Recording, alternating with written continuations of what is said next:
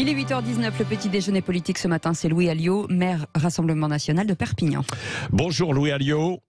Bonjour. Merci d'être avec nous en duplex de Perpignan ce matin. Dernière ligne droite pour les législatives dans ce week-end. Le match Macron-Mélenchon après le match Macron-Le Pen lors de la présidentielle. Où en est le Rassemblement National? Et puis l'actualité aussi avec le Stade de France et vidéos détruites. Autant de questions qu'on va essayer d'aborder. Alors commençons donc par ces législatives. La campagne, très molle, a été occupée par Jean-Luc Mélenchon et l'alliance de la NUP. Marine Le Pen était en retrait et le Rassemblement National, sauf peut-être dans cette dernière ligne droite. Comment vous l'expliquez ça, Louis Alliot ? Écoutez, on est sur le terrain, on fait campagne, nos candidats sont sur les marchés, font des réunions publiques, font du porte-à-porte, et c'est vrai que médiatiquement, il y a eu tout simplement, comme on l'a vu, une espèce de passion soudaine d'un certain nombre de médias pour M. Mélenchon, et d'ailleurs le CSA, enfin ce qui est aujourd'hui l'ARCOM, là, ouais, a été obligé de sermonner les rédactions pour dire que M. Mélenchon avait bénéficié de trop de temps d'antenne par rapport aux autres, ce qui démontre bien que tout ça n'est pas neutre et qu'un certain nombre de gens se sont payés la fantaisie de faire monter M. Mélenchon et son alliance de dupes. Ouais. Parce qu'il ne faut pas se tromper. L'alliance de dupes, vous l'appelez l'alliance de dupes, vous ? Oui, parce que, écoutez, quand je vois des gens qui ne partagent rien, oui, et même des contraires sur le nucléaire, sur l'agriculture, sur l'armée, sur la police, et qui font une alliance juste pour se faire élire et partager des sièges, eh bien, je me dis qu'on n'a rien retenu du désarroi des Français et pour la démocratie française aujourd'hui, qu'on continue avec les mêmes vieilles recettes.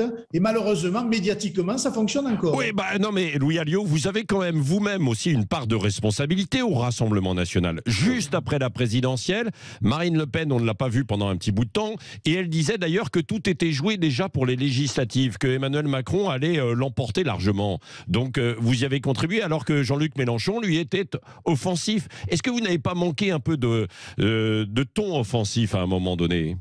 Jean-Luc Mélenchon, on ne l'a pas vu pendant 15 jours, sauf pour dire qu'il fallait voter pour M. Macron. Donc il faut aussi remettre les choses à leur place. Ouais. Oui, justement, mais enfin, pendant 15 jours, on ne l'a pas vu, simplement pour voter pour M. Macron et apporter son soutien à M. Macron. Ouais. Donc aujourd'hui, il peste contre la politique d'un gouvernement qu'il a contribué à mettre en place. Donc, et on sait bien comment ça se terminera, comme en 81, comme avec Jospin, comme avec Hollande. Ces gens-là se font élire sur des idées quelquefois généreuses, et puis derrière, il n'y a rien, il n'y a que de la contestation de l'ordre établi, et notamment les cibles qu'ils prennent, la police, l'armée, la justice, et on connaît la rhétorique de M. Mélenchon. Ouais. Il va chercher le vote communautaire, et on voit bien que cet islamo-gauchisme avance masqué avec la complicité d'un certain nombre d'écologistes et de socialistes. C'est d'une hypocrisie absolue et malheureusement la France va en payer demain les conséquences. Ah bon, pourquoi ? Parce que vous dites, ça y est, que c'est déjà fait, que c'est déjà joué pour cette législative ? Non, pas du tout. Si je vous suis. Non, pas du tout, mais ils auront des députés qui ne seront qu'une opposition de façade parce qu'ils amèneront au sein du Parlement les pires idées qui sont déjà à l'œuvre dans notre société et qui font qu'aujourd'hui, les Français sont victimes de l'insécurité, de l'immigration sauvage, etc. Oui, mais les pires idées, il y a Jean-Luc Mélenchon aussi sur le pouvoir d'achat, il a été très actif, il demande aussi une retraite à 60 ans plutôt qu'à 65 ans et visiblement, ça plaît, ça séduit. Ça, c'est pour appâter le chaland. À côté de ça, il demande de désarmer la police, il demande de mettre moins de moyens pour l'armée, il demande à un certain nombre de sujets sur l'islamisme notamment, d'abroger la loi qui a été faite, etc. Bref, je veux dire, moi je considère que c'est un danger pour la démocratie, c'est l'extrême gauche qui avance masquée sous les airs du rassemblement, et contre M. Macron, contre la politique de M. Macron, si on ne veut pas de cette retraite à 65 ans, et si on ne veut pas aujourd'hui de ce système qui fait qu'on a de moins en moins d'argent dans nos poches, eh bien, il faut voter pour les candidats du Rassemblement National. Parce que nous avons toujours dit ce que nous pensons et nous y allons sous notre étiquette. Nous n'y allons pas masqués sous l'étiquette des autres. Alors, sous votre étiquette, vous espérez avoir combien de députés? Parce que dans un premier temps, on parlait d'un groupe, la création en fait d'un groupe, et là, ces derniers jours, on dit oui, on peut avoir une centaine de députés. C'est réaliste ça ou pas, ces projections? Oui, vous savez, notre électorat aujourd'hui se remobilise dans cette dernière semaine, et plus il sera mobilisé, plus évidemment nous aurons des députés. Mais au majoritaire à 2 tours, qu'un parti comme le nôtre fasse de 25 à 100 députés, ce sera déjà une prouesse électorale, parce que nous n'avons aucun appui de personne et nous ne sommes pas dans des marchés de dupes et dans ce marchandage qui est celui de M. Mélenchon et les forces de gauche. Donc de ce point de vue-là, c'est important. Plus il y aura de députés Rassemblement National à l'Assemblée, et plus cette force de contestation patriote sera présente dans tous les secteurs. Oui, c'est vrai que les sondages et notre sondage IFOP vous donnent, par exemple, quasiment un jeu égal en termes de souhait de victoire avec la NUP, 28-28, la majorité présidentielle à 30. Et c'est vrai qu'il y a ce scrutin, et vous l'avez souvent dénoncé, il n'y a pas de proportionnel. Cela dit, Louis Alliot, quand même, est-ce que ça ne montre pas qu'il y a un problème aussi sur le terrain de recrutement de cadres du Rassemblement national? Et puis il y avait eu une fuite vers Éric Zemmour. On a vu des candidates à la peine dans des débats. Vous avez vu ces images vidéo, donc qui n'étaient pas complètement à la hauteur. Qu'est-ce qui se passe sur le terrain? Vous n'arrivez pas à recruter? On a vu 2 candidates, mais on n'a pas montré tous les autres. Moi, dans les Pyrénées-Orientales, j'ai présenté 4 candidates. Vous seriez venu les voir, que ce soit dans les émissions ou les débats, et vous auriez pu constater de la qualité de ces personnes-là. Donc, il faut aussi arrêter de regarder systématiquement par le petit bout de la lorgnette. Sur 577 candidats, il peut arriver qu'il y ait des couacs, mais dans l'immense majorité de nos candidats, ce sont des gens compétents, déterminés, convaincus et qui ne courberont pas les chines devant la politique abominable que prépare M. Macron et son gouvernement. Oui, alors hier, Emmanuel Macron a blâmé les extrêmes qui proposent, dit-il, d'ajouter de la crise à la crise, et il vous met dans le même panier aussi que la NUP que vous venez de dénoncer tout à l'heure. Oui, mais on connaît ça, vous savez. Entre les 2 tours de la présidentielle, ils ont pointé un danger d'extrême droite qui est totalement fantasmé et qui n'existe pas, alors qu'ils ont sous leurs yeux aujourd'hui un vrai danger de gauche et d'extrême gauche qui, si demain était aux affaires, mettrait en péril l'équilibre de notre société et même l'équilibre de notre République.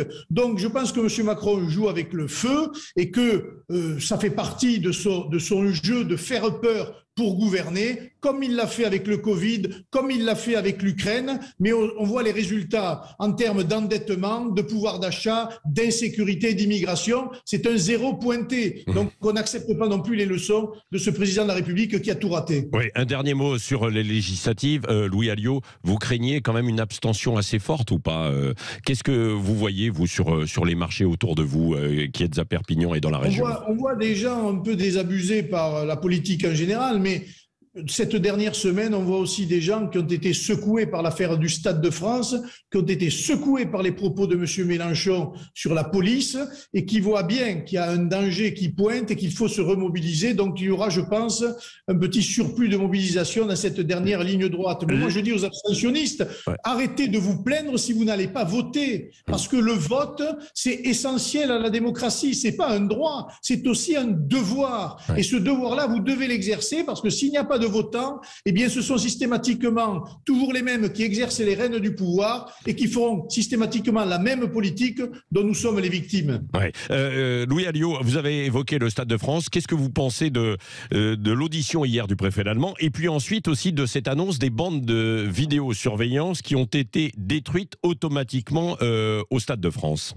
C'est une honte absolue. Vous savez, les bandes vidéo, elles sont demandées tous les jours par les forces de police. Moi, je le vois ici à Perpignan, et elles sont remises systématiquement. Que ça n'ait pas été, demandé, ça pointe quand même soit une formidable incompétence, et là, il y a des têtes qui doivent tomber au sommet des forces de police ou de justice, je n'en sais rien, soit c'est volontaire pour ne pas montrer l'ampleur du désastre et de l'insécurité vérité qui a régné ce soir-là. Et là, ce sont les politiques qui sont coupables. Et M. Darmanin, le ministre de la Justice et le président sont directement mis en cause. Oui, donc, alors, c'est-à-dire, c'est quoi vous avez dit des têtes doivent tomber. C'est qui? C'est Gérald Darmanin, écoutez, si personne le ministre de la Justice, Dupond-Moretti aussi. Vous le mettez dans. Si ils n'ont pas réquisitionné des vidéos qui montrent des faits graves d'agression, d'agression sexuelle y compris, etc.,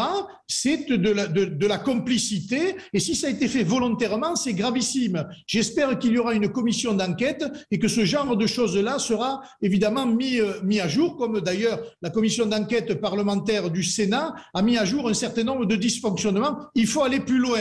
Ce n'est pas normal, voilà. Et c'est même, j'allais presque dire, suspect. Oui. Un mot aussi sur le Rassemblement national, Louis Alliot. Marine Le Pen s'est mise en retrait de la présidence. Jordan Bardella l'occupe. Il y aura donc, a priori, en septembre, une nouvelle décision. Est-ce que vous serez candidat, vous, pour être président du Rassemblement national ? Écoutez, il y aura un congrès, ce seront les adhérents qui décideront. Je ne me désintéresserai pas de l'avenir de mon parti. Et s'il le faut, en fonction des lignes politiques qui seront choisies, oui, je pourrais me porter éventuellement candidat. Mais pour l'instant, je n'ai pris aucune décision. Mais vous avez plutôt envie d'être président du Rassemblement national parce que vous avez des ambitions pour le parti. Oui. Ça fait 30 ans que je me bats pour des idées, pour une certaine ligne politique, et j'espère qu'on continuera à défendre cette ligne politique qui a été celle de Marine Le Pen pendant des décennies. Oui. Ni identitarisme sectaire et radical, ni opportunisme, ou en tout cas, voilà, c'est cette ligne-là qu'il faut, c'est ce sillon-là, pardon, oui, qu'il faut continuer à tracer, et je regarderai avec attention celles et ceux qui porteront cette ligne-là. Est-ce qu'il a assuré pour l'intérim, Jordan Bardella ?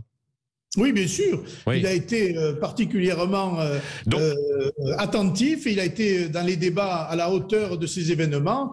Et de toute façon, j'allais dire, on marche ensemble, on discute et on continuera à le faire. Oui, parce qu'à 26 ans, il pourrait devenir président du Rassemblement national. C'est pas un peu jeune ? C'est pas un peu jeune ? Mais écoutez, on est une démocratie, vous savez, nous, on a un vote direct des adhérents pour les instances de notre mouvement.